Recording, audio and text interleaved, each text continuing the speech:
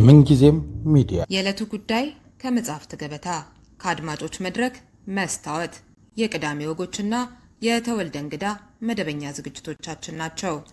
703 475 6309 ስልካችን ምንጊዜም ሚዲያ @gmail.com የኢሜል አድራሻችን ነው። ሰብስክራይብ በማድረግ ቤተሰብ ይሁኑ። ምንጊዜም ኢትዮጵያ። ዛሬ የምንወያየው የጅምላ አስተሳሰብን በተለይ ደግሞ ከዘውግ ፖለቲካ ጋር በማገናኘት ነው። ፍልስፍናም ፖለቲካል ሳይንስም የትምህርት ዘርፎች ስለሆኑ ሁለቱንም ጉዳዮች በደንብ አድርገህ እንደምታውቃቸውና ጥሩ ውይይት እንደምናደርግ ስለማቅ ነው የጋበዝኩ። በዚህ ጉዳይ ከዚህ በፊት ያዘጋጀውም ጽሁፍ ነበር ሞብ ሜንታሊቲ ቨርሰስ ኢትኒክ ፖለቲክስ የሚልና እሱንም እንደመነሻ አድርገን እንወያያለን። መጀመሪያ ግን ምንድነው የጅምላ አስተሳሰብ የምንለው ነገር? የመንጋ አስተሳሰብ እያልን የምንጠራው የቱን አይነቱን አስተሳሰብ ነው? አስተሳሰብስ ነው ወይ የሚለውን እሱን ግልጽ አድርግልንና ወደ ዝርዝር ውይይቶች እንሄዳለን። በጣም አመሰግናለሁ። ስለ መንጋ ወይም ስለ ጅምላ አስተሳሰብ ነው አይደለም የሚለውን ከማየታችን በፊት ለመነሻ ያህል የሚሆነውን ከአንዳንድ ፈላስፎች የሚታወቀውን የአስተሳሰብ ልምድና ሁኔታ ለመግለጽ ጥረት አደርጋለሁ ለአድማጮቻችን ግልጽ ለማረጋገጥ። ከፕሌቶ ብንነሳ ፕሌቶ በ5ኛው ቢሲ አካባቢ የሰውን ልጅ በሶስት ባህሪያት ገልጾታል። በኋላ ሲግመንድ ፍሮይድ የተባለው የስነ ልቦና ሊቅ በሶስት ደረጃ ነው የሰውን ባህሪ የሚከፍለው፣ ኢድ፣ ሱፐር ኢጎ እና ኢጎ ብሎ። ከዛ በፊት ፕሌቶ ሶል በሚለው እንትን ላይ ስሪ ፓርቲት ዲቪዥን ኦፍ ሶል ብሎ የሚያስቀምጠው ነገር አለ። የሰውን ባህሪ ለመግለጽ ነው የሰውን ኮምፖዚሽን። በዚህ በሶስት ወይም ስሪ ፓርቲት ሶል ውስጥ አንደኛው ሪዝን ነው፣ አመክንዮ ወይም ምክንያታዊነት ያለው ፓርት ነው። ሌላ ደግሞ አፒቲቲቭ ፓርት የሚባል አለ፣ በፍላጎት የታጨቀውና ሌላ ደግሞ ስፒሪት የሚባለው ከወኔ ጋር የተያያዘው ፓርት ነው። ስለዚህ የሰው ልጅ ከነዚህ ሶስት ነገሮች የተዋቀረ ነው ካለ በኋላ ፕሌቶ በተለይ አመክንዮ የሚባለው ራሽናል ወይም ሪዝን ነገሮችን ለማመዛዘንና ክፉ ደግ ለመለየት በአጠቃላይ የማህበረሰብን እድገትና ስለልቦና ለመመርመር የሚጠቅም የሶል ፓርት ነው።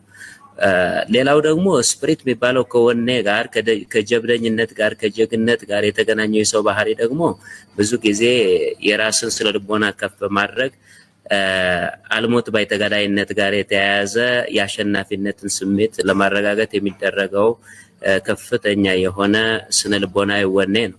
ይሄ የሌለው የሰው ዘር የለም። ሌላው ደግሞ አፒቲቲቭ ፓርት የሚባለው በፍላጎት ላይ የተመረኮዘው ደግሞ ብዙን ጊዜ ሰው የሚያመርተው የሚለፋው የሚደክመው ፍላጎቶችን ለማሟላት ነው። ስለዚህ የሰው ልጅ ይበላል፣ ይጠጣል እንደ ሌሎች እንስሳት። በዚህና በመሳሰሉት ምክንያቶች ያው እንዲህ አይነት የስሜት ተገዢ ነው ብሎ ያስቀምጣል። አሁን ችግሩ የሚሆነው ምንድነው? ብዙ ጊዜ ስሜት ያሸንፍና ሰውን ኦልሞስት ወደ ደመነፍሳዊ ኢንስቲንክቲቭ የሰው ባህሪ ሳይሆን የእንስሳ ባህሪ ይጋባና ሰው ሙሉ በሙሉ ሪዝን ወይም ደግሞ አመክንዮን ስሜት ይቆጣጠሩና ሰው በቃ በርካታ በሆኑ ጉድለቶችና በሞራል ችግሮች ስለሚገባ ወይም ስለሚዘቅጥ ሞራሊቲውም አስተሳሰቡም እውቀቱም በሙሉ የዳሸቀና ተራ እንስሳዊ ባህሪ ወይም ብሩት የምንለውን አይነት ባህሪ ይላበሳል። ከዛ ትንሽ ጀግንነት ጋር ሰው ፎከስ የሚያደርግ ዝም ብሎ አጉራ ዘለል ስሜት ውስጥ ገብቶ ሰውን ካልገደልኩ ወይም ሀገር ካልወረርኩ በመሪም ደረጃ ሊገለጽ ይችላል፣ በግለሰብ ደረጃም ሊገለጽ ይችላል። በዚህና በመሳሰሉት ምክንያቶች የታጀበው የሰው ባህሪ ደግሞ አውዳሚ ነው የሚሆነው። ስለዚህ እነዚህ ሁለቶችን ባላንስ አድርጎ አመጣጥኖ ለማስቀመጥ ሪዝን የሚባለው ወይም አመክንዮ ዳኛ ሆኖ በዚህ ዳኝነት እነዚህ ሁለቱ የሰው ልጅ ባህሪያት መገዛት አለባቸው ብሎ ያምናል። ያን ጊዜ ነው ፍትህና ትክክለኛው የሰው ሰባዊ ባህሪ የሚያድገው ብሎ ነው የሚያምነው።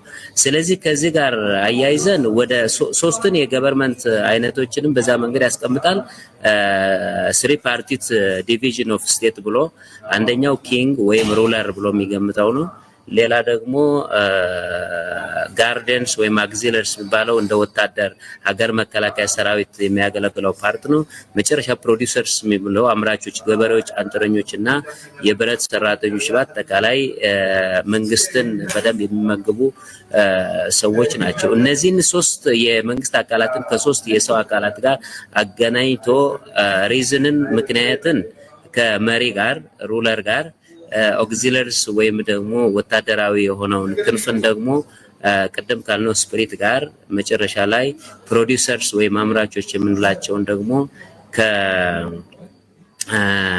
አፒቲቲ ፓርት ጋር ከሰው ልጅ ባህሪ ጋር አገናኝቶ እነዚህ ሶስት ሚዛናዊ ክፍፍሎች በቁጣ ገጠም ከተገናኙ በግለሰብ ደረጃ በመንግስትም ደረጃ ፍትህ ይሰፍናል ብሎ ነው የሚያስቀምጠው።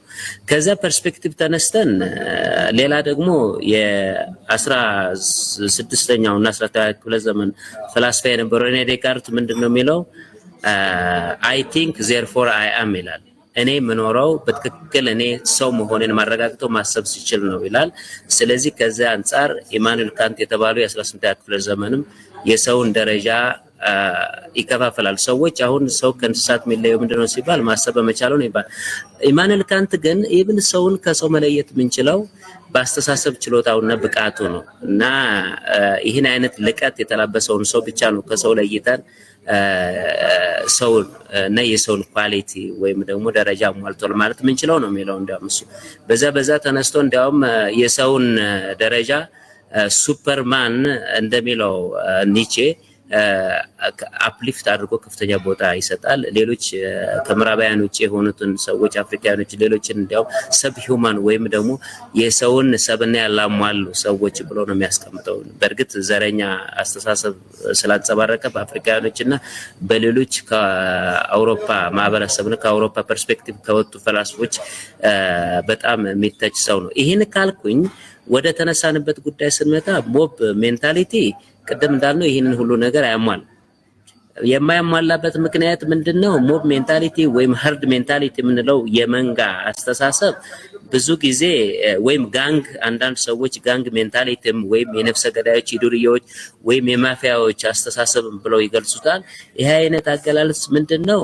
በፒሮች ወይም በአቻ ግፊትና በጀብደኝነት በቡድን የሚደራጅ ስብስብ ሆኖ በዛ መሰረት በኢሞሽናል ወይም በስሜታዊነት የታጨቀ ሪዝን ወይም አመክንዮ የጎደለው አመለካከትና ሐሳቤ ነው። ስለዚህ ከሪዝን ቦርደር እና አስተሳሰብ ውጪ የሆነ ሁኔታ ነው። ስለዚህ በዛ መሰረት ሰዎች በርካታ የሆኑ ጥናት ያጠኑ ሰዎች እንዲህ አይነቱ አስተሳሰብ በጣም አውዳሚ በመሆኑ በጣም መሰረታዊ ያስተሳሰብ ቴክኒክና ሐቅም ያላገናዘበና የማይመጥን በመሆኑ ብዙ ችግር ያለበት ነው። እሺ እንግዲህ ቅድም የጠየቁ ነበረ እንደዚህ አይነቱን አስተሳሰብ ብለን እንገልጸዋለን ወይ ራሱን ይሄ የጅምላ አስተሳሰብ ስንል አሁን የጠቀስካቸው ነገሮች ነበሩ። ያንን ስለማያሟላ ምናልባት እንግዲህ ወደ ዝርዝር ስንመጣ እናየዋለን። የተወሰኑ ሰዎች የጠቀስከውም ነገር አለ 5% የሚሆኑ ሰዎች 95%ን ተጽዕኖ ሊያደርጉበት የሚችሉት አይነት። ስለዚህ በተወሰኑ ሰዎች ለምሳሌ በጣም በብዙ በሺ የሚቆጠሩ ሰዎች በአንድ በሁለት ሰው ወይም በሚሊዮን የሚቆጠሩም ሰዎች ሊሆኑ ይችላሉ ተጽዕኖ ስር ወድቀው የነዛን ሰዎች አስተሳሰብ ሊተገብሩ የሚችሉበት አይነት ነገር ከሆነ እንዴት ነው አስተሳሰብ ብለን የምንገልጸው? ወይስ ይሄ ደመነፍስ ነው? ዝም ብሎ ለምሳሌ አንድ ግሩፕ ውስጥ ያሉ ሰዎች አንድ ሰው ሲሮጥ ወይ ሰው አንድ ሰው መምታት ሲጀምር አሁን በአገራችንም በሰፊው እያየን ነው። አሁን ሌላውም ተከትሎ የሚያደርገው አይነት ነገር እና እንደ አስተሳሰብስ ማስቀመጥ የምንችለው ነገር ነው ወይ?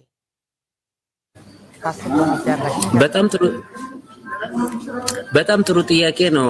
ትክክለኛውን እንትን ያነሳሽው በሊድስ ዩኒቨርሲቲ የተጠና ጥናት እንዳስቀመጠው እንዳልሽው 5% የሚሆኑ ሰዎች 95% የሆኑትን ሰዎች ዝም ብሎ በደመነፍስ ይመራቸዋል ነው የተባለው። ራንደምሊ የሆነ አዳራሽ ውስጥ ሳይንቲስቶች የሆኑ ሰዎች 400 የሆኑትን ሰዎች ሰብስበው ዝም ብሎ እርስ በርሳቸው የማይተዋወቁት ሰዎች አስቀምጧቸው። ከዚያ በኋላ ከነዚያ አንድ 4-5 ሰዎችን ፒክ አድርገው እናንተ እነዚህ ሰዎች እነዚህ ክራውድስ ወይም ደግሞ መንጋዎች ወዴት እንደሚሄዱ አቅጣጫ አሳያቸው ሲባል ምንም ነገር ሳይጠይቁ ሳይመዛዘኑ በነዚያ በ4-5 ሰዎች ተገፍተው ነው እነዚያ ሰዎች አቅጣጫቸውንና መንገዳቸውን የቀየሱትና ያስቀምጡት። ከዚያ የተነሳው መደምደሚያ ምንድነው? 95 የሚሆኑት ሰዎች ወይም ግሩፕ በ5% እንደሚመሩ ነው። ስለዚህ ከዚህ ተነስተን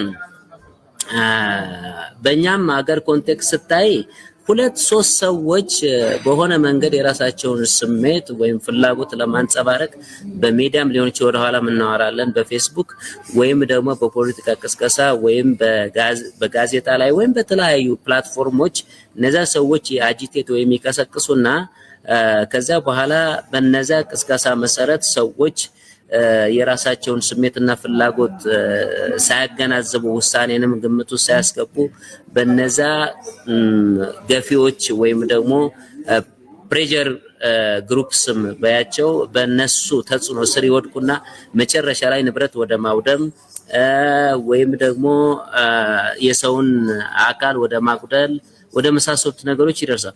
እነዚህ ሰዎች ሲነሱ ቅድም እንዳልነው ኢኒሺያሊ የሚነሱት በፒር ወይም ባቻ ግፊት ወይም ደግሞ በተወሰኑ ሰዎች ግፊት ነው። ስለዚህ በዛ መሰረት እነዛ ሰዎች ይሄንን ሐሳብ የሚያነሳሱ ሰዎች በሆነ ነገር ተናደው ይሆናል፣ ኢሞሽናል ሊሆኑ ይችላሉ፣ ወይም ደግሞ ያላሳኩት ነገር ካለ ያን ለማሳካት በቫዮለንስ ወይም ደግሞ በጉልበት ያን ነገር ለማሳካት ይፈልጋሉ። ሌሎች ሰዎች ምንም ነገር በማያውቁት ቦታ እነዛን አጂቴተሮችን ይከተሉና ቅድም እንዳልኩሽ ወደ አላስፈላጊ ስሜትና ፍላጎት ውስጥ ገብተው በዛ መንገድ መሰረት ወደ ሞብ ይገባሉ ማለት ነው። ያንን ሞብ ምንለው ስሜታዊነት ማለት ነው። ከዚያ በኋላ የሰዎችን ሀብት እና ነፃነትን ይጋፋሉ። መጨረሻ ላይም ተጠያቂ ያለ ምክንያቱም በሞብ ውስጥ ወይም በቡድን ውስጥ ስለተወሸቅነ ማንም ማን እንዳጠፋ ምንም ነገር አያውቅም ብለው ያስባሉ። እነሱ እንደ ራይት ኮዝ ነው የሚነሱት። መጀመሪያ የራሳችን የጎደለ ነገር አለ ወይም መንግስት በድሎናል ወይም የሆነ ተቋም በድሎናል ምናምን ብለው ያንን በደላቸውን ግሪቨንስ ምንለውን ማለት ነው ጀስቲፋይ አድርገው አንፌር ተደርገናል፣ ሚስትሪትድ ሆነናል ወይም እኩል አልተመዘነም። ስለዚህ በዛ መሰረት ወደ ኮሚዩናል ኢሞሽን ውስጥ አስገብተው ያን ነገር ሪዝን ወይም ራሽናላይዝ ለማድረግ የሚሞክሩት ግን የሪዝን ሌየር የለው። ስለዚህ በዛ ውስጥ የገቡት ሰዎች ምንድነው ኤግዛይት የሚያደርጋቸው ፓወርፉል ለመሆን በተለይም ደግሞ ቅድም እንዳልኩሽ ከጥቃት በስተጀርባ ሆኖ ያን ጥቃት ከፈጸሙ በኋላ ለመሸሽና ተጠያቂነትን ለመሸሽ በዛ በሞብ ወይም ቡድን ውስጥ ይወሸቃሉ፣ ይደበቃሉ። ስለዚህ በዛ መሰረት እንዲህ አይነት ነገር ይፈጠራል። ብዙ ጊዜ እንዲህ አይነት ችግር የሚፈጠረው አይተሽ ከሆነ በፕሪዝን ወይም በማረሚያ ቤት አካባቢ፣ በስፖርት ማዘውተሪያ ቦታዎች አካባቢ ወይም ደግሞ ብዙ ሰዎች በሚኖርበት በሚዝናኑበት አካባቢ ሁከት ለመፍጠርና በዛ መሰረት ነው። ለምሳሌ ስፖርት አካባቢ ብትሄድ ይሄ ግሩፕ ሶሊዳሪቲ የሚባል ነገር አለ። አንድ ማሊያ የለበሱ ሰዎች ተመሳሳይ የሆነ ሶሊዳሪቲ ዲቨሎፕ ያድርጉና ወይ ሲሸነፉ ያንን ግሪቨንስ እንትን ለማብረድ የሆነ ቁጣዊ ስሜት ውስጥ ገብተው ሌላ ጣጣ ውስጥ ይገባሉ ማለት ነው። ማረሚያ ቤት ውስጥም ነጻተናል፣ እኛ የምንፈልገው ፍትህ ነው፣ ስለዚህ በእስር ቤት መዝረፍ ወይም መስበር ወይም ማቃጠል ሌላ ነገር ማድረግ እንፈልጋለን ይላል። የፖለቲካ ስልጣን ላይ ያልወጡ ሰዎች የፖለቲካ ስልጣን ማጣት ስለሌለብን እኛ የሚከፈለውን የህይወት መስዋዕትነትና የንብረት ውድመት አከናውነን ወደ ስልጣን መምጣት አለብን የሚሉ ሰዎች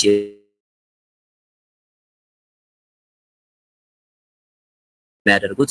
እዚህ መሰረት በርካታ የሆኑ ሜሶችን መፍጠር ይቻላል። ወደ ኢትዮጵያ ተጨባጭ ሁኔታ መጣን ብዙ ምንዘረዘራቸው ነገሮች ስላሉ ይሄ ነው ያለው ሁኔታ ማለት ነው።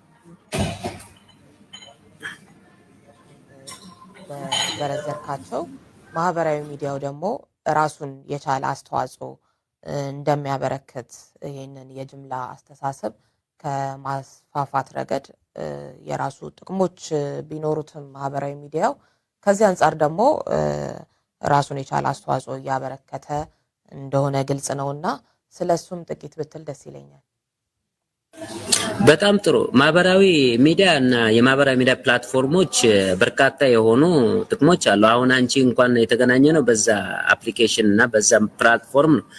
ለኮንስትራክቲቭ እና ለኢኮኖሚያዊ ወይም ለማህበራዊ እድገት በስነ ስርዓት በተገቢ መንገድ ከተጠቀምንባቸው የስልጣኔ ወይም ደግሞ የሰው ልጅ አስተሳሰብ ሼር የምንደራረግበት ጉዳይ ስለሆነ በተገቢ መንገድ ሲሆን ጥሩ ነው። ነገር ግን ሰዎች ብዙ ጊዜ ከዚህ ፕላትፎርም በተለይም ደግሞ ከፌስቡክ እና ከመሳሰሉት የማህበራዊ ሚዲያ ተቋማት በተቃራኒውና ከዓላማው በተቃራኒው ይህንን ማህበራዊ ሚዲያ ለተለያዩ ጥቃቶችና ለተለያዩ ውዥንብር መፍጠሪያዎች መሸሸጊያ ወይም ደግሞ ፎርትሬስ አድርገዋል።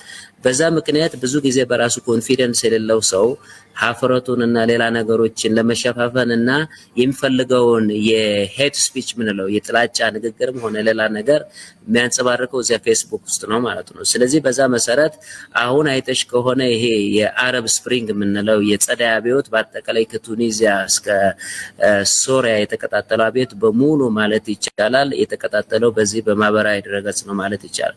ስለዚህ የኢትዮጵያም ተጨባጭ ሁኔታ ስንመጣ ሰው በተለይ ወጣቱ ተጥሮ ያለው በዚህ በማህበራዊ ሚዲያ ነው።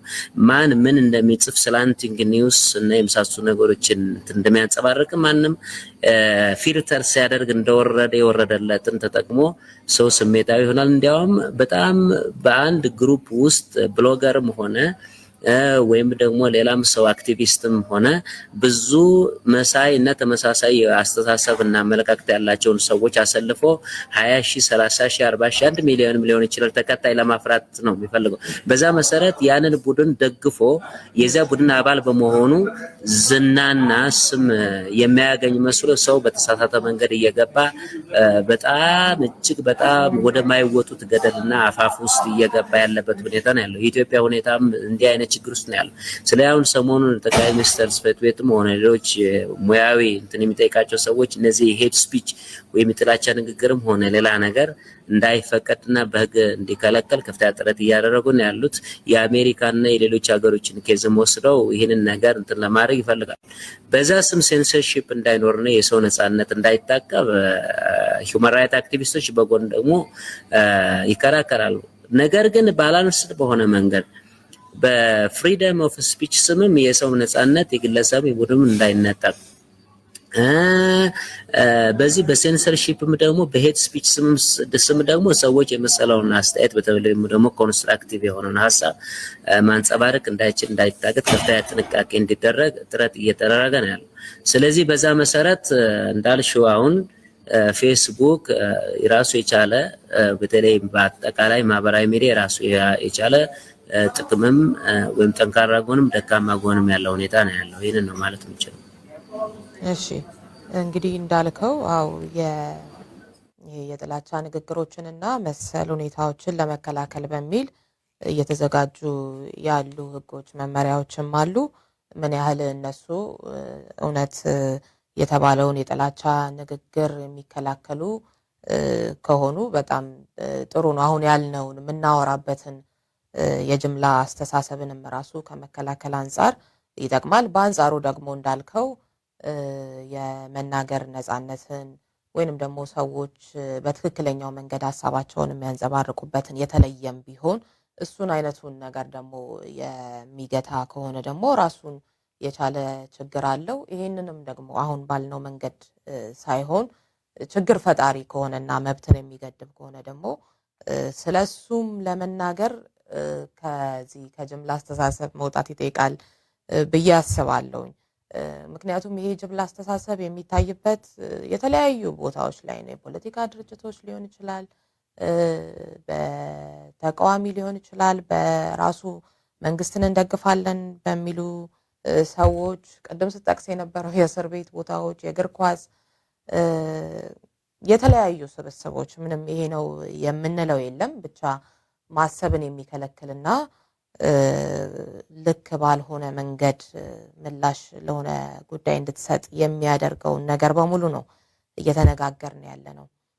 ከትንንሾቹ አንድን ነገር ለመግዛት እኔ ወድጄዋለሁ አልወደድኩትም ሳይሆን እኔ አካባቢ ያሉ ሰዎች ስለወደዱት ማድረግን ከመጀመር አንስቶ እስከ ትልልቁ ቅድም እስካልናቸው ዘር ማጥፋት ድረስ እስከሚሄድበት አለማሰብ በቡድን ተጽዕኖ ስር መውደቅን ይመለከታል አሁን የምናወራው ነገር።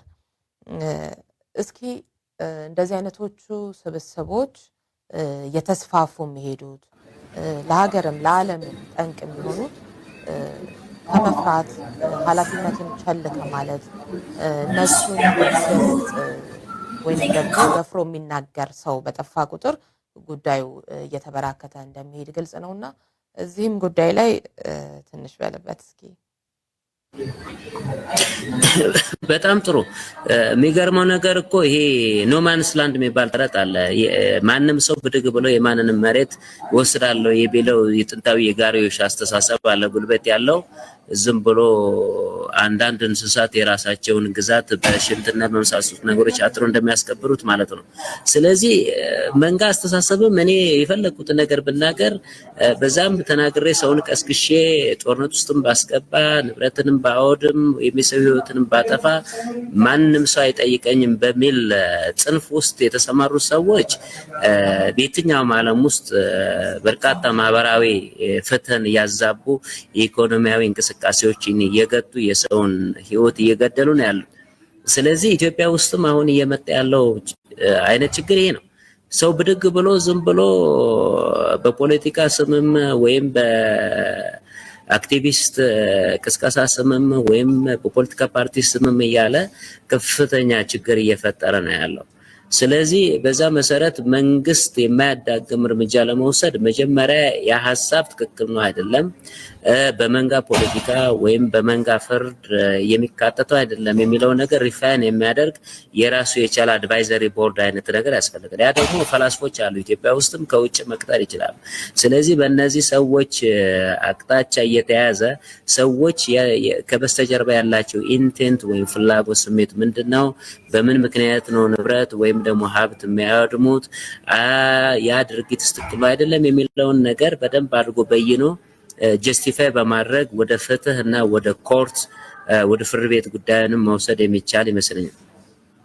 በተጨባጭ ወደ ሹ ጉዳይ ደግሞ አየንኮ ባለፈው 2-3 አመታት ውስጥ የዓለሙን የጅምላ ፍርድና የጅምላ ውሳኔና ስሜታዊነት ሳይሆን ኢትዮጵያ አሁን ጥሩ ምሳሌ የሆነች ነው በዚህ።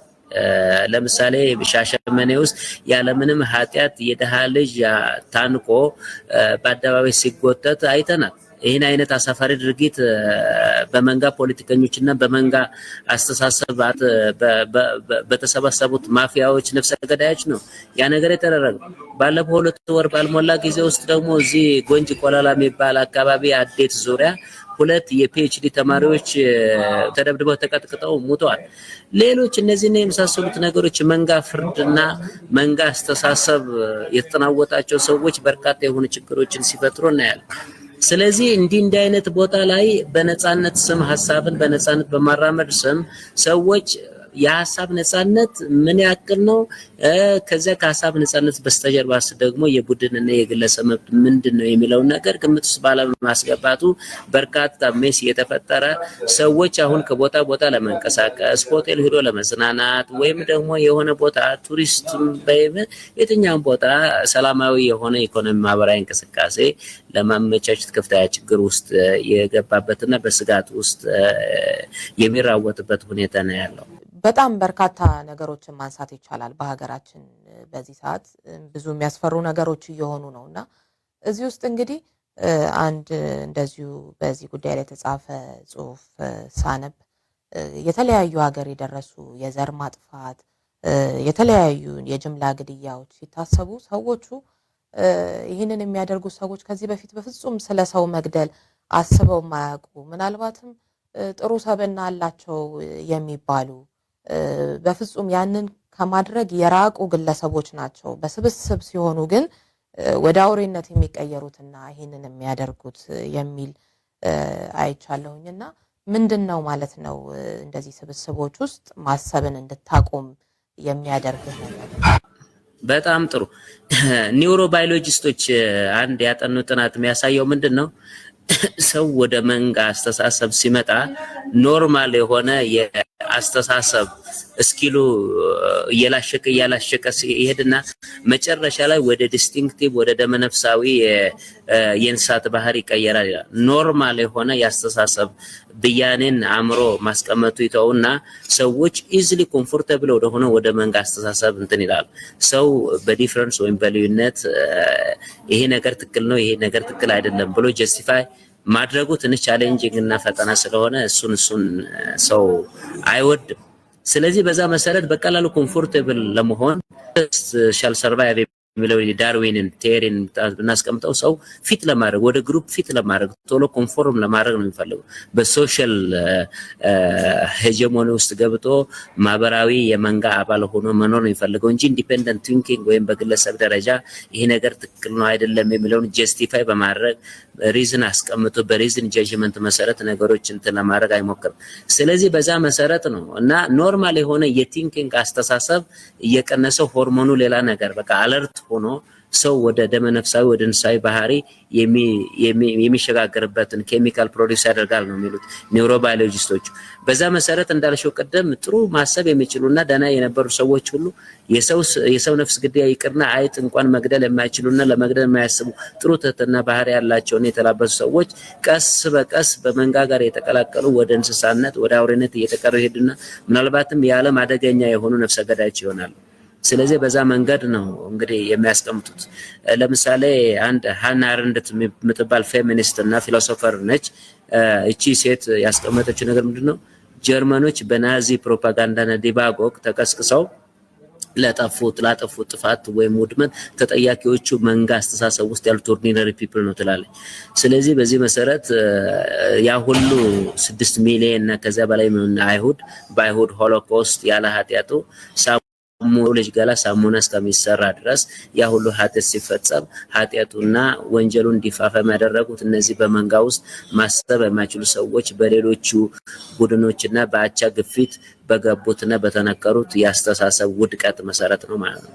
ስለዚህ በዚህ መሰረት እንዳልሽው ሰዎች መንጋ ላይ ሆነው ሌሎች ሲከራከሩ ወይም ደግሞ ሲነጋገሩ የሰዎችን ሐሳብ ወይም ጀስቲፋይ አድርጎ መቀበል ወይም ደግሞ መርታት የተቻለ ዝም ብሎ በደመነፍስ ዝም ብሎ የሰውን ሐሳብ የሚቀበል ከሆነ የራሳቸው ኢንዲፔንደንት ውሳኔ ይሻራል ማለት ነው። አንድ ጥሩ አለ በዚህ you have to agree to disagree የሚባል ላለመስማማትም መስማማት የሐሳብ ፍጅት የሐሳብ ልዩነት የአመለካከት ልዩነት ነው ዓለምን የቀየረው።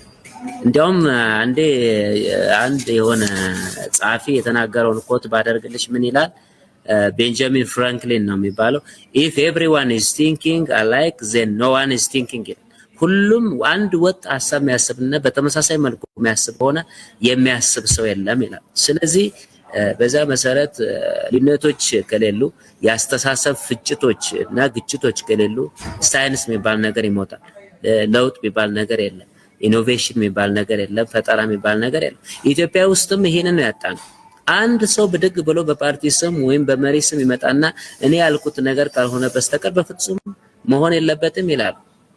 በዚያ መሰረት የሐሳብ ብዝሃነት ዳይቨርሲቲ የለን። ዝም ብሎ ተመሳሳይ ላባ ያላቸው ወፎች ባንድ ላይ ይበራሉ በሚል ተረት ሁሉም ሰው በአንድ ሰው ነው የሚያለው። አንድ የሆነ ሰውዬ ሊድ ስታር ኮሌጅ ውስጥ ቢያስተምር ሰው አለ ዶክተር ገመችስ ነው መሰለኝ። ሁሉም ሰው መሪ ነው። የመሪ ኳሊቲ ደግሞ ኢንዲፔንደንት ቲንኪንግ መጻፍ ማንበብ የተሻለውን አማራጭ መውሰድ ከሰዎች ጋር ሐሳብን ሼር ማድረግ በዛ ሐሳብ ፍጥጫ ውስጥ የተሻለ የነጠረ ጥሩ የሆነ ማህበረሰባዊ ፋይዳ ያለው ለፍትህ ለነጻነት ለእኩልነትና ትልቅ ሞራል ቫልዩ ያለው ንግግር ማመንጨት የሚቻለው ብዝሃ ሐሳቦች ሲኖሩ ነው ይላሉ። ያ ሰውየውም የጠቀሱ ሰውየውም ሌላ ማንም ሰው። ስለዚህ እኛ በባህላችን አንድ ሰው ሽማግሌ ከተናገረ የሽማግሌ የተናገረው ነገር ጥሩ ይመስላል። በእርግጥ ሽማግሌን ማጣጣል አይደለም። መሪ የተናገረው ነገር በሙሉ እንደወረደ ጥሩ ይመስላል። ቄስ የተናገረው ነገር ሁሉ እንደወረደ ጥሩ ይመስላል።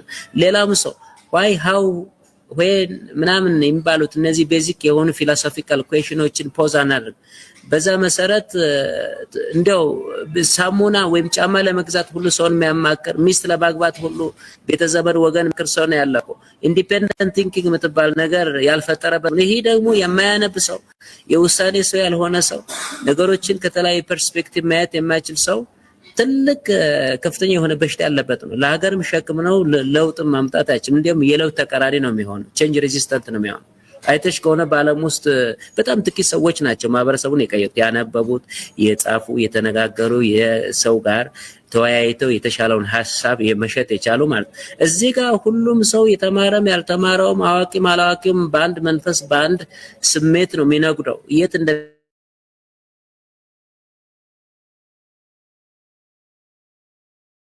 ገሳለ የሐሳብ ልዕልና ስለሌለ ሁሉም ባለበት ነው አሸሸ ገዳሚ የሚለው አስረስ ምቹ የሚመጣው። ስለዚህ በዚህ መሰረት ከፍተኛ የሆነ የሐሳብ ውድቀትና ውዥንብር ውስጥ ነው ያለው። የሐሳብ ውድቀት ሲኖር ዕውቀት ይቀስማል፣ ሞራሊቲ ይጠፋል፣ መንጋኝነትና የመንጋ ፍርድ የተስፋፋ ሄዶ ያው አሁን ኢትዮጵያ ያለችበት ደረጃ የምንደርስበት ሁኔታ ሩቅ አይሆንም ማለት ነው። እዚህ ጋር እንግዲህ ምናልባት ልክ ባልሆነ መንገድ እንዳይተረጎምብን በህብረት የመስራትን የመደራጀትን እንደዚህ ጉዳይ አይደለም የተቃወምን ያለ ነው። እዛ አደረጃጀት ውስጥ ግን አንድ ሰው ያለው ነገር ካለምንም ጥያቄና ሐሳብ ወርዶ ተግባራዊ ይሆናል ወይስ ሰዎች እያሰቡ እያዳበሩ የራሳቸውን አስተሳሰብ እየጨመሩበት ለምን እንዴት እያሉ እየጠየቁ ይሄዳሉ ነው እንጂ ሰዎች በቡድን ተአምር የሆነ በጣም መልካም ነገር ሊሰሩ እንደሚችሉ ግልጽ ነው። እንደዚህ አይነቱን እንዳልሆነ እንዲታወቅልን ነው። በዚህ አጋጣሚ የደቦ አስተሳሰብ ወይንም ደግሞ ይሄ ጅምላ አስተሳሰብ የምንለውን ገጽታዎቹን እስኪ በጣም ጥሩ። አሁን አንቺ ካልሽው ትንሽ ለመጨመር ያክል ቱ ማይንድስ አር ግሬተር ዛን ዋን የሚባል አባባል አለ እኮ። ከሁለት አእምሮ ወይም ከአንድ ሁለት ሳቢዎች ወይም ሁለት አስተሳሰቦችና አእምሮች የተሻሉ ናቸው የሚባል እሱ እኮ ጥሩና በትክክለኛው መንገድ ሲተገበር ነው እኮ። ያ ካልሆነ ዝም ብሎ በመንጋ ስም እንዲያውም የሰነፎች መሸሸጊያ ነው እኮ የሚሆነው እኮ እንጂ የቡድን ስራ ውጤታማ እንደሆነ የህብረት ስራ ውጤታማ እንደሆነ ኢትዮጵያ ውስጥም ነባር የሆኑ ጥሩ የሆኑ ትውፊቶችና ባህሎች እንዳሉን እኮ እናውቃለን። ደቦ የመሳሰሉት ወበራ የመሳሰሉት ነገሮች አሉ። እነሱ ጥሩ ናቸው። ለስልጣኔ፣ ለእድገት፣ ለህብረተሰብ ልማት ለመሳሰሉት ነገሮች ወሳኝ ናቸው። አድማጩ ወይታችሁ በዘንድ እንደማይተረጉ ተስፋ እናደርጋለን። ይሄን ካልኩኝ ወደ ማሳያዎቹ ስመጣ የጅምላ አስተሳሰብ ወይም ደግሞ የመንጋ አስተሳሰብ አንዱ ባህሪው ሪዝን የለው፣ ምክንያታዊነት የለው። አመክንዮ የሚባል ነገር ራሱ የመከነ ነው። ስለዚህ ምክንያታዊነት ከሌለ ደግሞ ኢምፓርሻሊቲ የሚጎለው ነው ማለት አለማዳላት የሚባል ነገር ይጎላል። ያዳላሉ፣ ገለልተኛም አይደለም። ብዙውን ጊዜ ላክስ ጉድ ጀጅመንት ነው። ፍርደ ገምድል በመሆኑ አግላይ እና ወደ አንድ ወገን የሚያዳላ ነው ማለት ነው። ሌላ ደግሞ ላክስ ቫልዩ ጀጅመንት በእንግሊዝኛ የገለጽኩት ወደ አማርኛ መልሳለሁ። አመዛዛኝና ጥሩ ፈራጅ አይደለም በባህሪው። ሌላው it lacks individual freedom or decision making autonomy ያሳጣል። በግለሰብ ነፃነት ሰው የሚመስለውን ይሄ ጥሩ ነው ይሄ በጎ ነው ማለት እንዳይችል ደንቃራ በመሆኑ በሌሎች ሰዎች ስሜትና ፍላጎት የሚገፋ በመሆኑ የግለሰቦችን የማሰብ ነፃነት ይፈታተናል ማለት። ሌላ ደግሞ full of sentiments, illusion, opinion, false consciousness ምንድነው ነገር አለ። የውሸት ንቃተ ህሊና ባለቤት ናቸው። በአስተሳሰብ ሙሉነት ሳይሆን በማስመሰልና በአስመሳይነት ይሄ ነገር ሊሆን ይችላል እውነት ነው ውሸት ነው ሳይሉ ዝም ብሎ በኢሉዥን እና በሴንቲሜንት የተሞላ ፕሌቶ እነዚህን አይነት ነገሮች ነው ቀጸር ናቸው ይላል። ገና በኢሉዥን በኦፒኒየን እና በፎልስ ኮንሲየስነስ ያለው ነገር ዕውቀት ደረጃና በዕውቀት ሌቭል ላይ የምናስቀምጠው አይደለም። እሱ ተጣርቶ ወደ እውነት ደረጃና ወደ ሀቅ መድረስ ካልቻለ ዝም ብሎ መክነ የሚቀር ነገር ነው ማለት። ሌላው ፉል ኦፍ ኢሞሽንስ በስሜታዊነት የታጀለ በመሆኑ አንድ ሳውንድ ጀጅመንት ኤንድ ሪዘንትመንት ሰዎች ራሳቸውን በደለኛ ራሳቸውን ተጎጂ አድርገው ነው የሚቆጡት። በምን ምክንያት ነው የተጎዳው በምን ምክንያት ነው የተበደልከው ሲባል ምንም በቂ የሆነ ምክንያት ማቅረብ አይችልም ሪዝን ስለሌላቸው ማለት ነው። ሌላ it adheres attack and force ብዙ ጊዜ የአመጻ የጥላጫ የጉልበት ነገር የሚያሸንፋቸው ሰዎች ናቸው። እነዚህ አይነት ሰዎች ተከራክረው ማሸነፍ ስለማይችሉ የሐሳብ ልዕልና ስለሌላቸው ሐሳባቸውን መሸጥ ስለማይችሉ የነሱ ሐሳብ ውድቅ ስለሚሆን በአንዛይቲ ወይም በበታችነት ስሜት የሚጠቁ ናቸው። አዶልፍ ሂትለር አይተሽ ከሆነ ብዙ የጂውሽ ሳይንቲስቶችን ፕሮፌሰሮችን የጨረሰው አንዛይቲ ዴቨሎፕ ስላደረገ የበታችነት ስሜት ስለሌለ ነው። አጉራ ዘለል ሰውን ዲክታተር ስለሆኑ በባህሪው ፈላጭ ቆራጮችና በጉልበት የሚያምኑ ዲክታተሮች ፈሪዎች ናቸው። አይተሽኮን ፈሪ ሰው ደግሞ በጉልበት ቦታ። ስለዚህ ሌላ ቅድም እንዳልኩሽ በተናጠል ማሰብን ውሳኔ መስጠትን የሚፈታተን ስለሆነ ለክሪቲካል ሪዝኒንግ በሽታ ነው፣ ጠላት ነው። በራሱ በባህሪው ሬሲስት ነው፣ ዘረኛ ነው። አንድ የሆነ ቡድን የራሱን ቡድን ይዞ ነው የሚሄደው፣ ሌላውን ቡድን አያካትትም፣ አይቀላቀልም። ፔሲሚስትም ነው፣ ጨለምተኛ ነው። ነገ ብርሃንና ተስፋ ያለው ነገር አይታይም። ብዙ ጊዜ አጥፍቶ ጠፊዎችን ብታይ በሆነ ነገር የተሰበኩ ናቸው፣ በፕሮፓጋንዳ በምንም። ከዚያ በኋላ ተስፋ የላቸው። ስላንቲንግ ፐርስፔክቲቭም አላቸው፣ ወደ አንድ ወገን ያዳላ ማለት ነው። ይሄ በሚዲያ በተለያየ ነገርም ማየት ምቺው ነገር ነው። በፖለቲካ ማሳሰብ ብዙ ጊዜ የግሩፕ ቲንኪንግ ወይም የቡድን አስተሳሰብን ይደግፋል። ሞብ ሞራሊቲን በቃ ትክክል ነን እኛ የሰራነው ገቢር ወይም አክሽን ግብር ማለት ነው ጥሩ ነው የሚመስል ይላል። ስቴሪዮታይፕም አለበት፣ ጭፍን ጥላቻ ማለት ነው። ለምሳሌ ጥሩ ምሳሌ ከሆነ አጎልቡ 9 8ቱን አሩሮ ባንዱ አጫወተኝ የሚባል ነገር አሁን ስቴሪዮታይፕ ነው።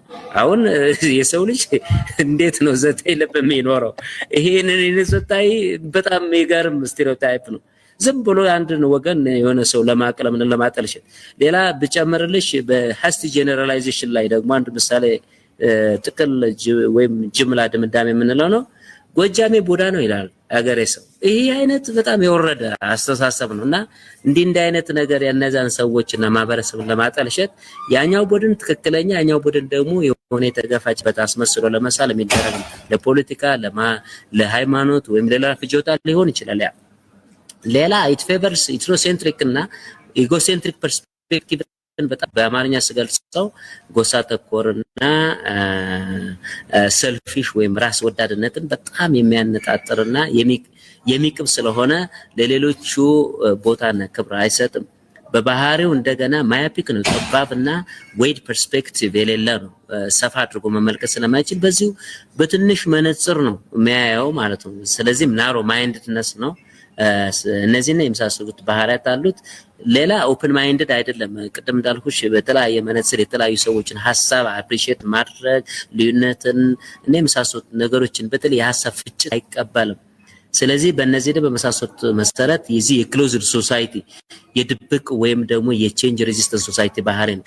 ለኦፕን ሶሳይቲ እና ለግልጽ ማህበረሰብ ነገሮችን በጠረጴዛ ዙሪያ ተወያይቶ ችግር ለሚፈታ ሰው እንግዳ ነገር ነው ይሄ አይነት አመለካከት። ስለዚህ ትራዲሽናል ነው በባህሪው። ስለዚህ ሞደርን ፐርስፔክቲቭ ማለት ዘመናዊ አመለካከትም አይደለም። እነዚህን የመሳሰሉት አትሪቢዩቶች ደግሞ ወስዶ ወደ ትራይባሊዝም፣ ወደ መንጋኝነት፣ ወደ ጎሰኝነት ይወስዳል። ወደ ትራዲሽናሊዝም አግራሪያን ነው፣ እጅግ በጣም ኋላ ቀር የሆነ አስተሳሰብ ባርባሪያን። እነዚህ አሪስቶትል ሌሎች ሰዎችን ከግሪክ ውጪ የሆኑት ሰዎች ባርባሪያን እንደሚላቸው አይነት በጥንት ጊዜ ሳቬጅ ኤክስፔክቴሽን እና ኢንጌጅመንት እና ፕራክቲስ ናቸው ያሉት።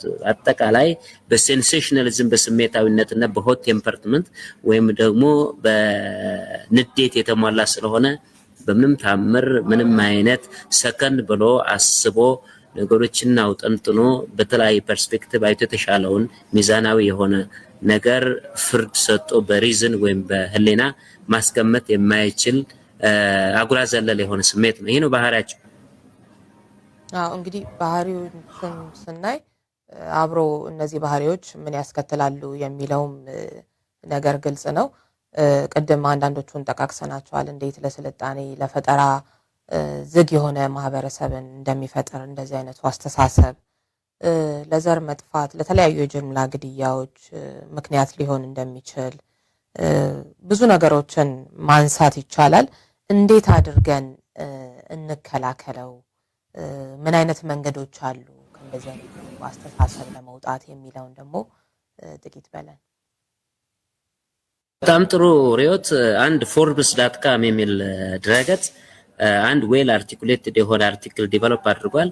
ከነዚህ አይነት መንጋኛነትና ከመንጋ አስተሳሰብ ነፃ ለማውጣት የመጀመሪያው ፕሪኮንዲሽን የሙከራ ወይም ፓይለት አለመሆን የሙከራ ይሄ ፓይለት ምናምን የሆነ ትምህርት ቤት የዚያ ጋር ምን ያህል ይሰራል አይሰራም የሚለውን ለናሙና መርጠን ለሙከራ እንጠቀማለን አይደለ? ለዛ ለሙከራና ለመሞከሪያ መዋል የለበትም ማንም ሰው የሌላ የአክቲቪስት ነኝ ባይ ወይም የፖለቲካ አስተሳሰብ ነኝ ባይ ወይም የፕሮፓጋንዳ ተቀጽላ ሆነ የዛ ተገዥ ከመሆን የዛ አይዲያ ወይም አስተሳሰብ ተሸካሚ ሆነ የዛ መሞከሪያ ከመሆን መጽራት መቻል አለበት። ሶ ስቶፕ ቢንግ አን አውት ፓይለት የሚለው እሱ ነው። ሌላ በጣም የግል እና የግለሰብ አስተሳሰብ እና ሰብና ገንብቶ የግለሰብ ውሳኔ ባለቤት መሆን መቻል አለበት። making a conscious effort to form your own opinion or decision የሚለው ማለት ነው። ሌላ ሐሳብን እና ውሳኔን ለመወሰን በደንብ አድርጎ አውጠንጥኖ ማሰብ ይጠይቃል። ይሄ ነገር ያስከዳል አያስከድም፣ ይሄ ጠቃሚ ነው ጎጂ ነው፣ ይሄ አፍራሽ ነው ገንቢ ነው፣ ይሄ ማደርገው ድርጊት የሚለውን ነገር ለማድረግ መጀመሪያ በደንብ አድርጎ ይሄ ጥሩ አባባል ሁለት ጊዜ ከመናገር አንድ ጊዜ ማሰብ ነው።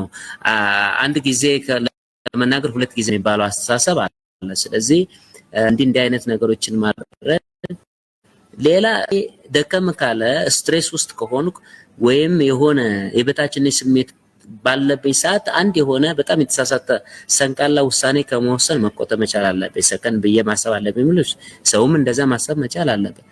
መጨረሻ ላይ ነገሮችን እና የሌሎች ስሜት አሽቀንጥሮ ለመጣል ሙሉ የጸና አቋም ይዘ ፎርቲቲዩድ ሰልፍ ፎርቲቲዩድ የምንለው እዛ ደረጃ ላይ ደረሰ ሰብና መገንባትና ለእያንዳንዱ ነገር ሰልፍ ኢቫሉዌሽን ራስን ኤግዛማይን ማድረግ ሶክራተስ ያለው አንድ ጥሩ አባባል አለ። the unexamined life is not worth mentioning or living የሚለው።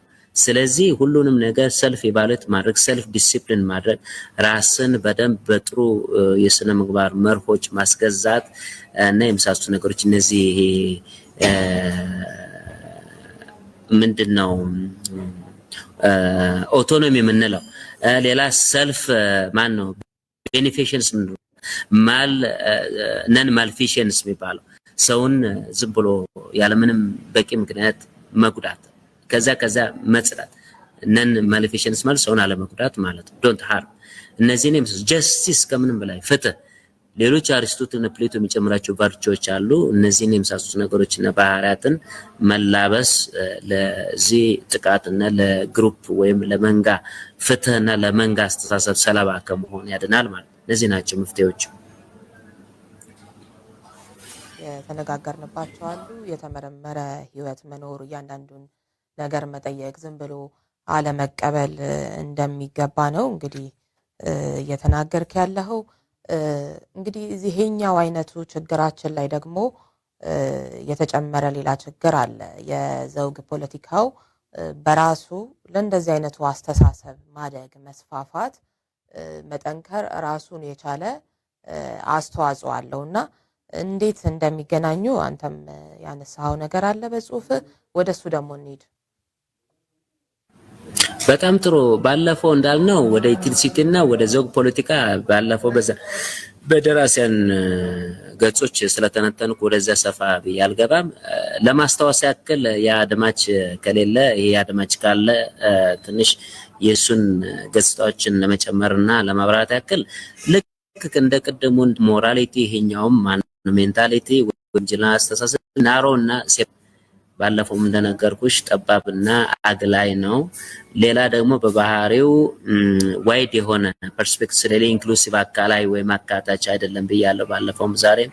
ይሄንም ደግሞ ኢትኖሴንትሪክም ነው። ብዙ ጊዜ ጎሳ ተኮርና ብሔር ተኮር ነው። ጂኒውን አይደለም ለሌላው ሰው ለራሱ ነው ልክ ነኝ ትክክል ነኝ የሚለው ሰረት ባለፈውም እንደነገርኩሽ እንደ ደመ ቀዝቃዛ እንስሳት በባህሪው ኮልድ ብለድ ስለሆነ ትራዲሽናል እና ኢንስቲንክቲቭ ነው።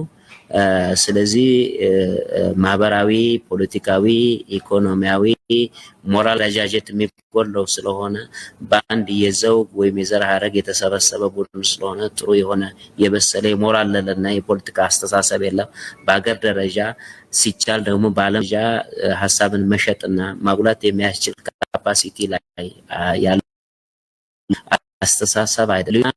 ብዝሃነትን የሚያስተናግድ በመሆኑ መሆኑ ራሱ ብቻ ነው የሚል ነው። እንዲህ አይነት አስተሳሰብ ለዲሞክራሲና ለፍትህ ለነጻነትም ጭምር ጠላት በመሆኑ ሁልጊዜ ዲሞክራሲን የሚደፍቅ የሰዎችን ነጻነትን ሀሳብ የሚደፍቅ ለቶለራንስ እና ለመቻቻል እና ለይቅር ባይነት በሙሉ የዘጋ ነው የአይነት። በዛ መሰረት ጥላቻን፣ ልዩነትን፣ ጥልን የመሳሰሉት ነገሮችን በጣም የሚያበረታታና የሚያበለጽግ ነው። አግላይ አይሶሌተር እና ዲስክሪሚናተሪ ስለሆነ ከሌሎች ሰዎች ጋር መቀላቀል አይመርጥም። ባለፈው እንደነገርኩሽ ዲስኮርዳንት ነው፣ በጥልና በጸብ የተሞላ ስለሆነ ሐሳብን ሽጦ የተሻለ ሐሳብ ካለው ወገን ጋር ለመቀላቀል ብዙ ጊዜ ስለማይቀላቀል መንገድ ዳር ቆሞ የራሱን ሐሳብ ብቻ እንደገዳ ለማሚቶ የሚያቃጭል ነው። ሌላ ቅድም እንዳልኩሽ ልዩነትን ሃርነስ ያደርጋል ወይም ያበረታታል። ሴክቴሪያኒዝም ነው፣ መደብና የሆነ ቡድን ከፋፍሎ በትምክት ሽፊኒዝም እና በመሳሰሉት ነገሮች በአልትራናሽናል በአክራሪ ብሔርተኝነት ላይ ፎከስ ያደረገ ሲንግላር የሆነ ፐርስፔክቲቭ ያለ ነው። ብዙ መድበለ ፓርቲ ወይም መድበለ ሐሳብ እና በአጠቃላይ ዲሞክራሲን መርሆችና የፍትህን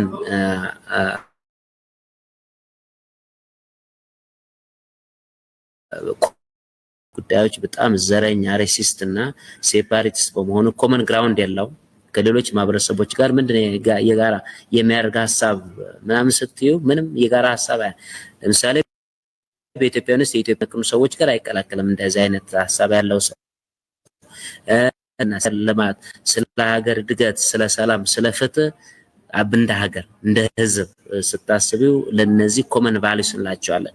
ሀገር እንደ ሀገር ስቴትን ቢልድ የሚያደርጉ ቴሲሶች ናቸው። እንደዚህ አይነት ግራንድ ፕሮግራም ውስጥ ራሱን ሐሳብ መሸጥ አይችልም። ስለዚህ ሼርድ ቫልዩ የለውም እና በዚህና መሳሰሉት ነገሮች እጅግ በጣም ከፍተኛ የሆነ ችግር ያለበት ነው። በዛ መሰረት ዲስኦርደርን፣ ይሄ መበጣጠንን፣ መበጫጨቅን፣ አናርኪን ወይም ስርዓት አልበኝነትን እና ሳብጁጌሽንን በጉልበት ወይም በአግሬሽን የሆነውን ሌላውን አካል ደከም ያለውን ለማንበርከክ የሚጥር በመሆኑ በከፍተኛ የሞራል እና የስነ ልቦና ቀውስ ውስጥ ያለነው ትሩማ ውስጥ ያለነው መጨረሻ ላይ ያው አንድነትንና ጥምረትን ህብረትን አይወድም። ዲስሪጋርድስ አሶሲዬሽን ኤንድ ኢንቲግሬሽን ገንጣይ እና አግላይ ስለሆነ እንደ አንዳንዱ የራስን ብሔር ገንጥ የራስን መንግስት አቋቁማለሁ እንደምን ይሄን በቀጥታ በአንድ የፖለቲካ ፓርቲ በተነጥነው ቲፒኤልኤፍ እነዚህን የመሳሰሉት ነገሮችን የሚሰራው ቲፒኤልኤፍ ድና አድርጎ የሚገልጸው ሐሳብ ይሄ ነው። ሌላም ኦኤልኤፍም እንደዚሁ ቲፒኤልኤፍ አሁን እንዲያውም ፋሺስቶች የሚያደርጉትን አይነት ነገር የፋሺዝም እንደነ ዱቼ ወይም ደግሞ አዶልፍ ሂትለር የሚያደርገው ነው ያደረጉት ያለው። እንግዲህ ፋሺዝም መከሰቻው መንገዱ ምንድነው? አንድ ዲሜትሮቭ ጆርጂ ዲሜትሮቭ የሚባለው የቡልጋሪያ ፈላስፋ እንደተናገረው አንድ ሀገር ከካፒታሊዝም ወደ ኢምፔሪያሊዝም በመታረገው ሽግግር እንትን ውስጥ ካፒታሊዝም በከፍተኛ ደረጃ ራሱ በራሱ ወደማይታረክበት የመደብ ክላስ ኮንትራዲክሽን ውስጥ ሲገባ ክላስ ውስጥ ደግሞ ይሄ በፍትህ የተሰቃየው ንብረት የሌለው የተቸገረው ምንደኛ ማለት ነው ወይም የጉልበት ሰራተኛ ወይም አርሶ አደሩም ሊሆን ይችላል። ያ በጣም አምሮሮ ያን ስርዓት ለመገልበጥ በሚያደርገው ጥረት ውስጥ ከፍተኛ የሆነ የትግል እንቅስቃሴ የለውጥ እንቅስቃሴ ሲያደርግ ያን የለውጥ እንቅስቃሴ የሚደረገው ሌታል የሆነ እጅግ በጣም ብሩት የሆነ የኃይል ጥቃት። ስለዚህ በዛ መሰረት አይተሽ ከሆነ ሰሞኑን ቲፒኤልኤፎች እስከ 27 ዓመት በፊትም በኋላም በርካታ ነገር ለፍተው ሀብትን በሞኖፖል ደረጃ ሰብስበው ካበቁ በኋላ አሁን በቃችሁ ህዝብ ተቸግሯል ሲባል አይቻልም ምናምን ብሎ የትግራይ ህዝቦችን እየቀሰቀሱ ሌላ ሂትለር እንደሚያደርገው በዲማጎግና በፕሮፓጋንዳ ህዝብን ወደማይፈልገው ጦርነት ውስጥ ለመክተት ከፍተኛ ጥረት ነው የሚያደርጉት ማለት ነው። ሌላም ኦነግም እንደዚሁ የመቶ ዓመት ታሪክ ነው ከዚህ በኋላ እኛ እነሱ ጋር አልኖርም አቢሲና ቅኝ ግዛት ይዛናለች ብለው ነው ችግር ሲፈጥሩ የነበሩት። ብዙ ኦሮሞዎችንም አስገድለው አጨፍጭፈዋል። ስለዚህ እነዚህን የመሳሰሉት በርካታ እዚያ ኦጋዴን ውስጥ ያለው የነፃ አውጪ ግንባር ነኝ ባይ እንደዚህ አይነት ችግርና ሸፍት የተሞላበት ድርጅት ነው። እነዚህን የመሳሰሉ ሰዎች ሀገር ከፋፋይ ሀገር ገዳይ ገንጣይ በመሆኑ በህግ ደረጃ አውትሎድ መሆን ያለባቸው ናቸው ብዬ አምናለሁ። ምክንያቱም በየትኛውም መንገድ ባለፈው እንዳልኩሽ ከተሎና የተባለውን የስፔን ግዛት እንገነጥላለን ያሉት ፒጅሞንት የተባሉ ሰዎች ናሽናል ኮርት ነው የታገቱት ማለት ሌሎችም እነ ኪውቤክን ለመገንጠል ካናዳ ውስጥ ክሌም ያደረጉ ሰዎች ያንንም ኮንስቲቱሽናል ኮርት አግዶታል።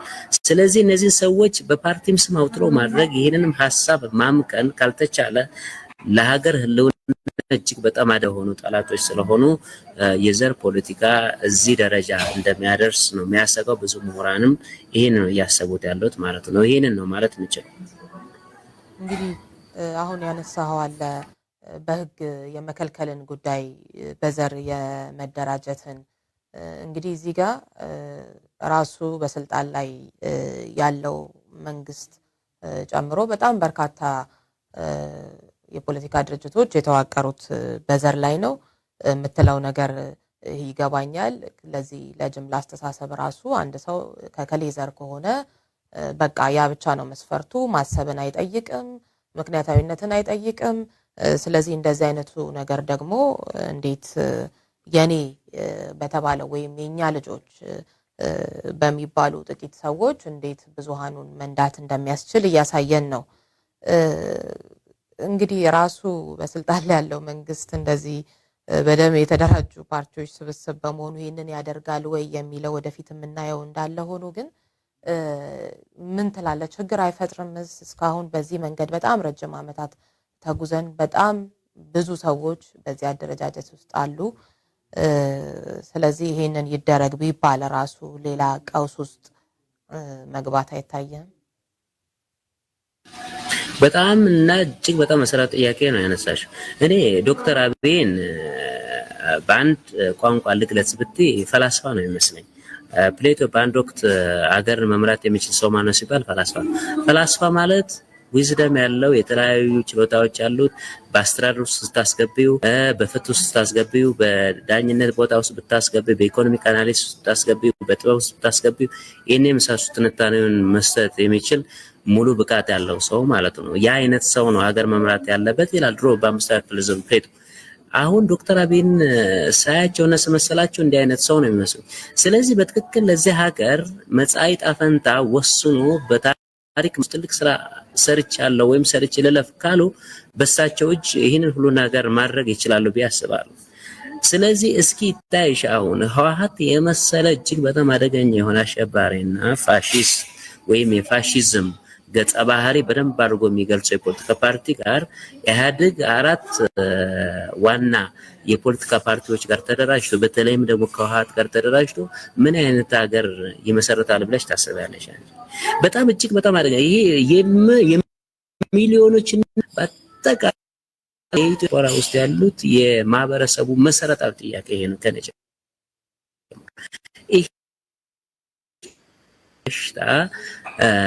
ታይቶ መድኃኒት ሳይሰጥ በምንም ታምር ስቴት ክራፍት ወይም የሀገር ግንባታ ቴሰስ ይኖራል ብዬ አላስብም።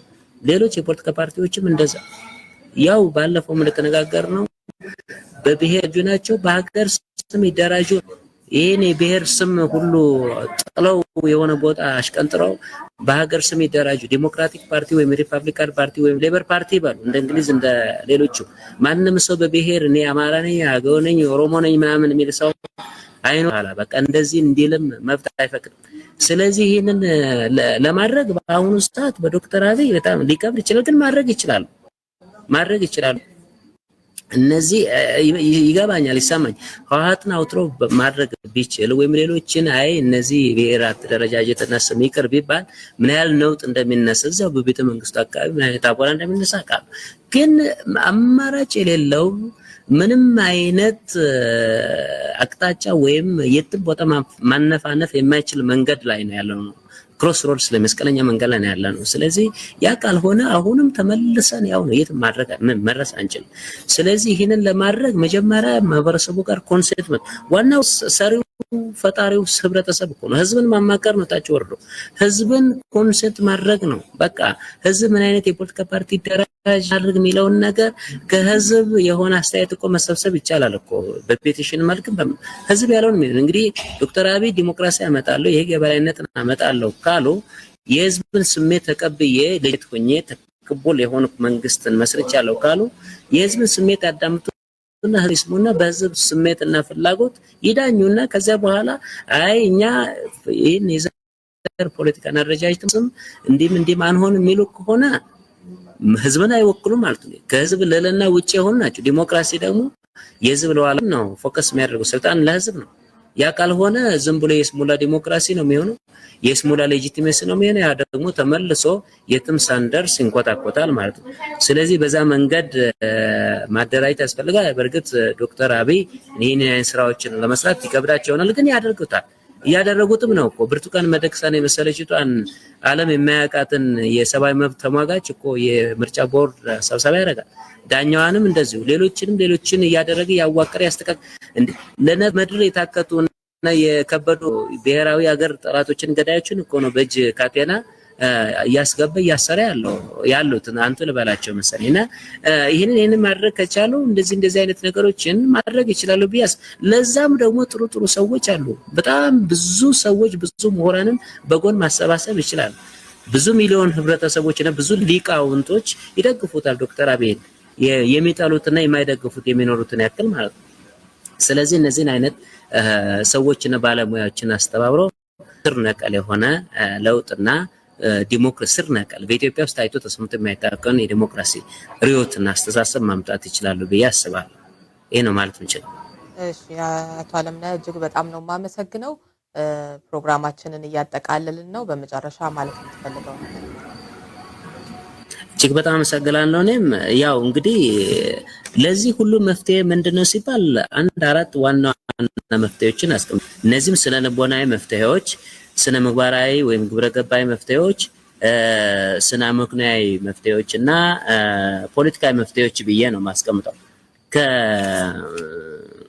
ከስነ ልቦናዊ መፍትሄ ስንነሳ ሳይኮሎጂካሊ ይሄ ጉድ ሶሻላይዜሽን መኖር መቻል አለበት።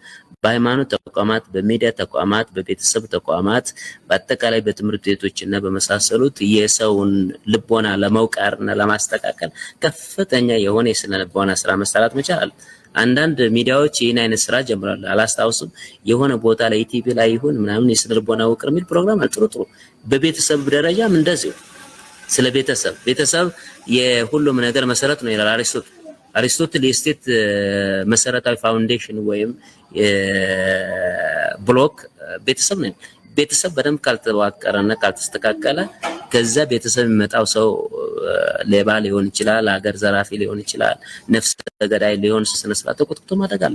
የሃይማኖት አባቶችም የሰውን ስነ ልቦና በመቅረጽ ጥሩ ስነ ምግባራዊ ወይም ሃይማኖታዊ ግብረ ገብ በማስተማር ትልቅ ሮል አላቸው።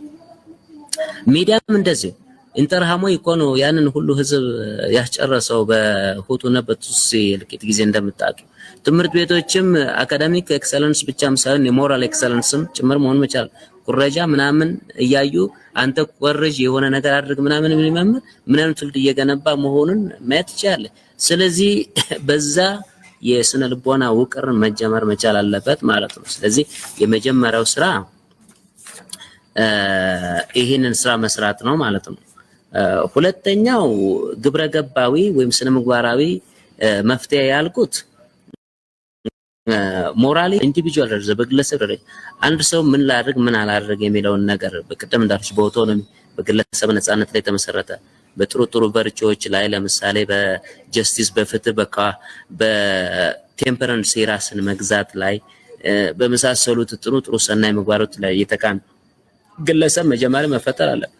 ፕሌቶ እኮ ወዶ አይደለም መንግስትን ከማዋቀርና ስለ መንግስት ለፖለቲካ ከማውራታችን በፊት ስለ ሞራሊቲ ወይም ስለ ግብረ ገብነት እናውራ ያለው። በአቴንስ ግብረ ገብ በደንብ አድርጎ ያላስተካከለው ትውልድ መንግስት ላይ ሌባ ነው የሚሆነው። ያው 77 ቢሊዮን እና እንደዚህ አይነት ገንዘቦችን የሚዘርፉ ሰዎችን ያያን ነው፣ ቶርች የሚያደርጉትን ሰዎች ያያን ነው።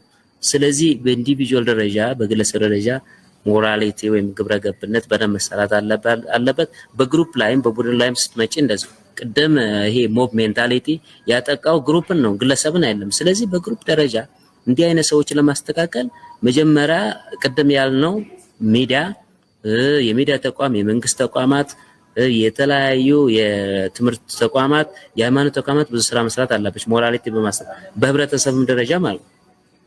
እነዚህ ሰዎች ቅድም ባልኩት በተለያዩ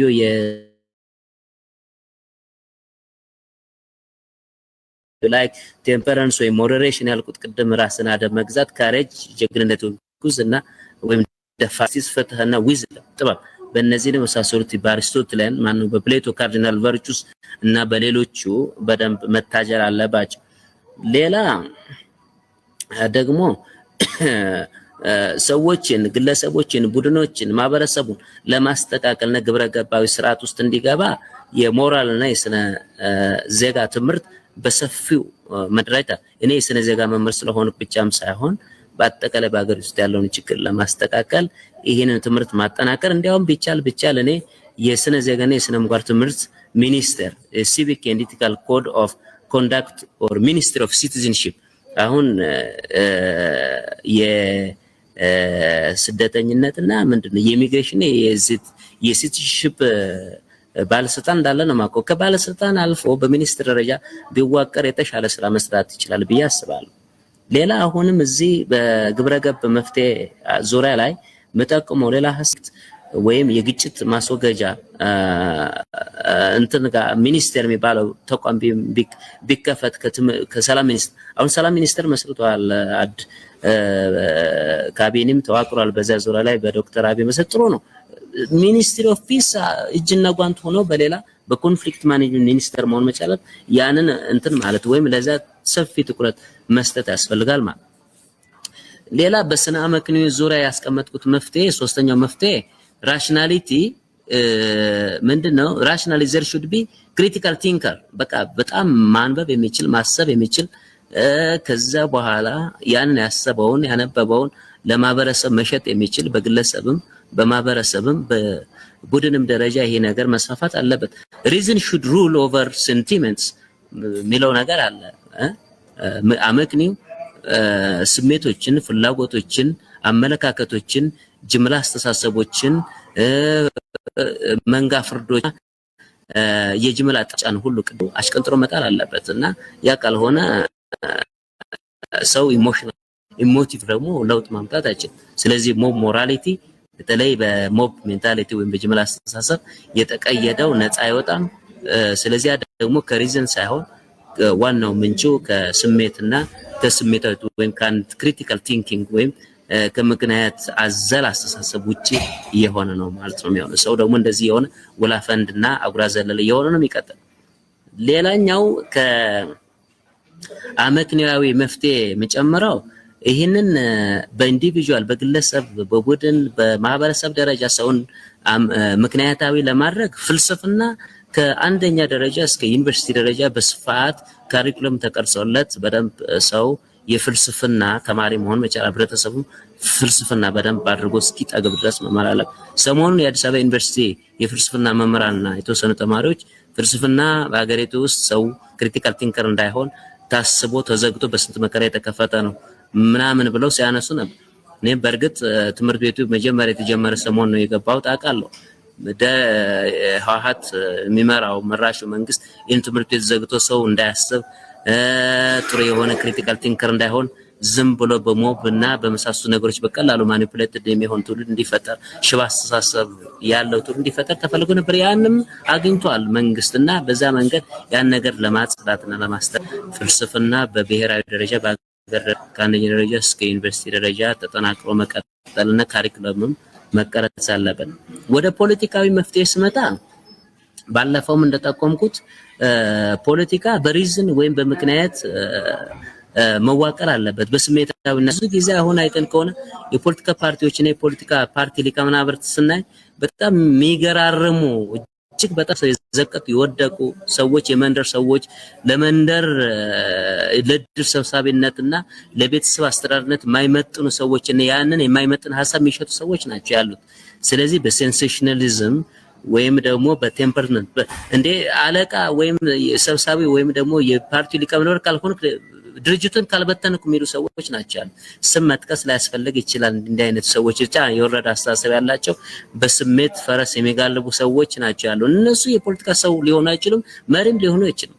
ስለዚህ ፖለቲካ ፓርቲዎችም በእነሱ የተራሽ ስለሆነ ነፃ መውጣት አለበት። በምን በአስተሳሰብ ምጥቀት ከጠባብ አመለካከት ከኢትኖሴንትሪክ ወይም ከዘውግ ተኮር አመለካከትና ከመሳሰሉት ነገሮች ማለት ነው።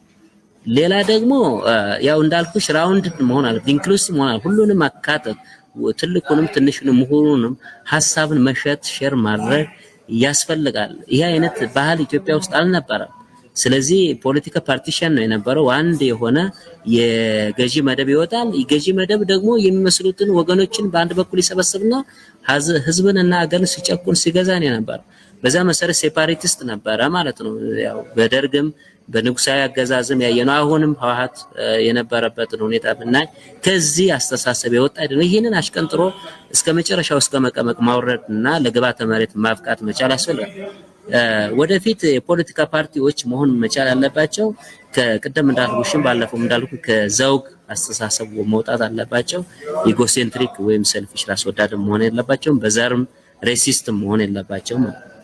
ስለዚህ ሁሉን አዋቅረው ሁሉን አካለው ሁሉን አካተው በደንብ ተደራጅተው በአገር ደረጃ መደራጀት አለበት። በማን ስም ብትይ በናሽናል ፕራይድ በብሔራዊ ክብር በብሔራዊ ነጻነትና እኩልነት ዲግኒቲ ለሰው ልጅ ክብር በሚሰጥ መልኩ በፍትህ በልማት በዲሞክራሲ በወንድማማችነትና በወዳጅነት ላይ የተመሰረተ ኢትዮጵያን በአንድ ገመድ የሚያተሳስር ተቋምና የፖለቲካ ፓርቲን መደራጀት ያለ ፕሌቶ በአንድ ወቅት ፍትህ ህዝብንና ሀገርን እንደ ሲሚንቶ ያተሳስራል እንዳለው እነዚህ የፍትህ ዲሞክራሲ የልማት የሰው ልጅ ክብር እና የሀገር ክብር አንድ ላይ አማልጋሜት ሆኖ እነዛን አማልጋሜት የሚያደርገው የተደራጀ የበሰለ የፖለቲካ ፓርቲ በበሰሉ ሊቃውን ካልተደራጀ ያው ጭቃ ማብቋት ነው የሚሆነው እንደ ህፃን ተመልሶ።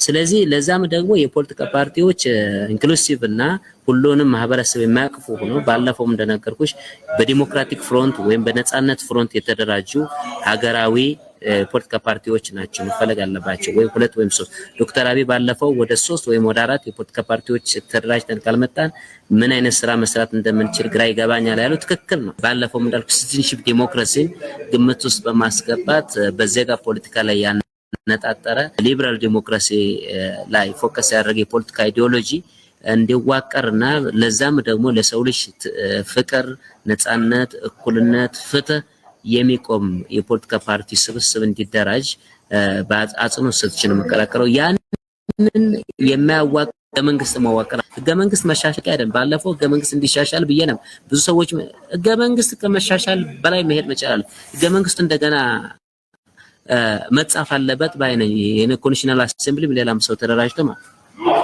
እነዚህን የመሳሰሉት ናቸው ከኢትዮጵያ ውስጥ ለረጅም ዘመን ለውድቀትና ለጥፋት ለተንኮል የዳረጉን የፖለቲካ ለመበጠስና ወደ ዲሞክራሲና ወደ ፍትህ ለማምጣት የሚመቹና የሚያስኬዱ መንገዶችና ብቸኛ መንገዶች እነዚህ ናቸው። ይሄንን ደግሞ ዶክተር አብይ አህመድ ብቻቸውን የሚሰሩ ሳይሆን በአጠቃላይ ከኢትዮጵያ ህዝብ ከ100 ሚሊዮን ህዝብ ጋር ተባብረው የሚሰሩ ስራ ነው የሚሆኑት። ደግሞ እናሸንፋለን፣ የተሻለ ሀገርና የተሻለ ህዝብ እንፈጥራለን ብዬ አስባለሁ። በእኔ በኩል ይሄን ነው ማለት የምችለው። ስለጋበዝሽ እጅግ በጣም አመሰግናለሁ። እኔም በጣም አመሰግናለሁ አቶ አለምነህ እንደዚህ አይነት ጠቃሚ ሀሳቦችን ስላካፈልከን። እንግዲህ አድማጭ ተመልካቾች በሰዓት ልዩነቱ ምክንያት አቶ አለምነህ ጋር ስለመሸ ቪዲዮ በጣም ደብዝዟል። ወደ መጨረሻው ውይይታችን አካባቢ ስለዛ ይቅርታ እንጠይቃለን። ዛሬ ውይይት ያደረግንበት ርዕሰ ጉዳይ የጅምላ አስተሳሰብና የሚያስከትላቸውን መጥፎ ውጤቶች የሚመለከት ነው። በሚቀጥለው ሳምንት ከሌላ እንግዳና ከሌላ ርዕሰ ጉዳይ ጋር ቆያችኋለሁ። ሰላም ሁኑ።